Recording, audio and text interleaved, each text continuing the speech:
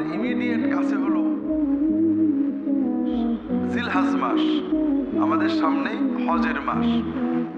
যারা হজে যাবেন তারা চলে যাবেন, যারা দেশে থাকবেন তারা এই জিলহজ মাসে দুই ধরনের ইবাদত করবেন। একটা ইবাদত আমরা সবাই জানি, আমরা কুরবানি ঈদুল আজহা করব, কুরবানির ঈদ করব এবং কুরবানি দেব। আর একটা আমল যেটা আমরা সাধারণত সবাই সচেতন নই, কেউ কেউ সচেতন, সেটা হলো জিলহজ মাসের 1 তারিখ থেকে শুরু করে 9 তারিখ পর্যন্ত করণীয় ইবাদত। একটা তো যারা কুরবানি দিবেন তাদের জন্য হাদিস শরীফে আসছে কুরবানির মাসের চাঁদ উঠলে, অর্থাৎ জিলহজ মাসের চাঁদ উঠলে, জিলহজ মাসের কুরবানি পর্যন্ত 10 দিন তারা নখ চুল কাটবেন না, কুরবানির পরে কাটবেন। অর্থাৎ ঈদের সময় আমরা পরিচ্ছন্ন হব, সব ঠিক আছে, কিন্তু নখ এবং চুল জাতীয় কিছু কাটা বাদে। যারা কুরবানির সিদ্ধান্ত নেবেন তাদের জন্য রাসূলুল্লাহ সাল্লাল্লাহু আলাইহি ওয়াসাল্লাম বলছেন, মান আরাদা আন ইউযাহিয়া ফালা ইয়াখুযান্না মিন শা'রিহি ওয়া যাফরিহি শাইআন আও কামা ক্বালা সাল্লাল্লাহু আলাইহি ওয়াসাল্লাম।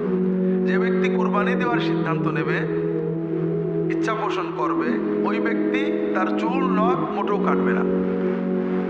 এজন্য যারা কুরবানি নিয়ত করেছেন তাদের জন্য এটা হলো নেগেটিভ কাজ, অর্থাৎ আপনি এই কাজ থেকে বিরত থাকবেন। এর পাশাপাশি কিছু পজিটিভ কাজ আছে করণীয়। আল্লাহ রাসূল সাল্লাল্লাহু আলাইহি ওয়াসাল্লাম বলছেন, মা মিন আইয়ামিন আল আমালুস সালিহু খায়রুন ওয়া আহাব্বু ইলাল্লাহি মিন হাযিহিল আশর। আল্লাহ তাআলা বছরের 354 দিনের যে 10টা দিন সবচেয়ে বেশি পছন্দ করেন নেক আমলের জন্য, সেটা হলো এই জিলহজ মাসের প্রথম 10 দিন। অর্থাৎ জিলহজ মাসের এই 10 দিনের বাইরে নেক আমল করলে আল্লাহ যত সওয়াব দেন, যত খুশি হন, এর চেয়ে বেশি সওয়াব দেন, বেশি খুশি হন যদি আমরা এই 10 দিনে নেক আমল করি। এজন্য সাহাবায়ে কেরাম এই 10 দিনে ব্যাপক পরিশ্রম করতেন, ইজতিহাদ করতেন ইবাদতের জন্য। আর এই ইবাদতগুলোর প্রথম ইবাদত হলো রোজা, সিয়াম। জিলহজ মাসের 1 তারিখ থেকে 9 তারিখ পর্যন্ত রোজা পালন করা, এটা সুন্নাত। অনেক সওয়াবের কথা হাদিস শরীফে আসছে। বিশেষ করে 9 তারিখ আল্লাহ রাসূল সাল্লাল্লাহু আলাইহি ওয়াসাল্লাম বলছেন, সাওমু ইয়াউমি আরাফা আহতাসিবু আলাল্লাহ আইয়ুকাফিরা আস-সানাতা আল্লাতী ক্বাবলাহা ওয়াল্লাতী বা'দাহা আও কামা ক্বাল সাল্লাল্লাহু আলাইহি ওয়াসাল্লাম।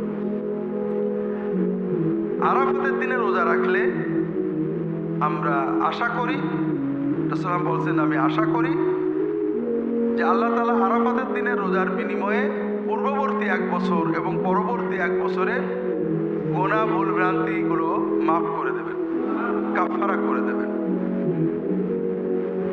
কাজেই আমরা যদি পুরো 9 দিন রাখতে পারি আলহামদুলিল্লাহ, আর 9 দিন যদি নাও রাখতে পারি, তবে আরাফাতের দিনে অবশ্যই আমরা রোজা রাখার চেষ্টা করব। এখানে একটা বাস্তব সমস্যা বর্তমানে দেখা দেয়। সাধারণত আরবি ভাষায় ইয়মে আরাফা মানে হলো জিলহজ মাসের 9 তারিখ।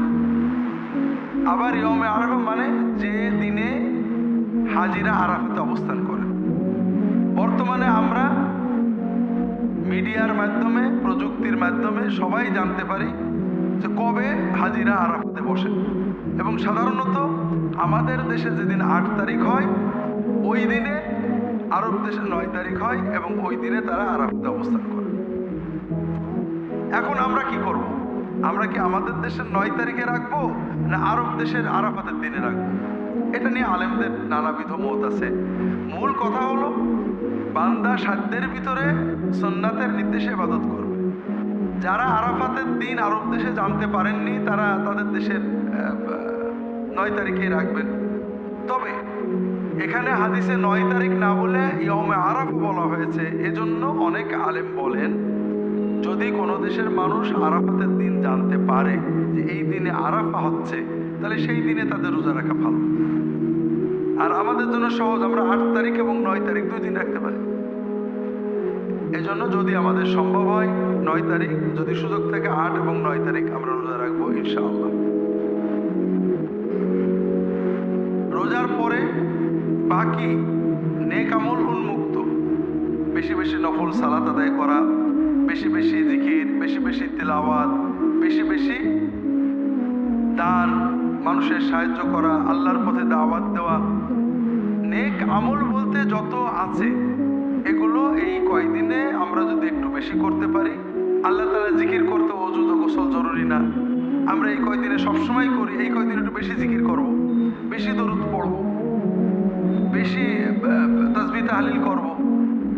এছাড়া দান সাদকা কোরআন তেলাওয়াত ইত্যাদিগুলো আমরা এই কয়দিনে বেশি করার চেষ্টা করব। আল্লাহ তাআলা তৌফিক দান করুন, আমিন।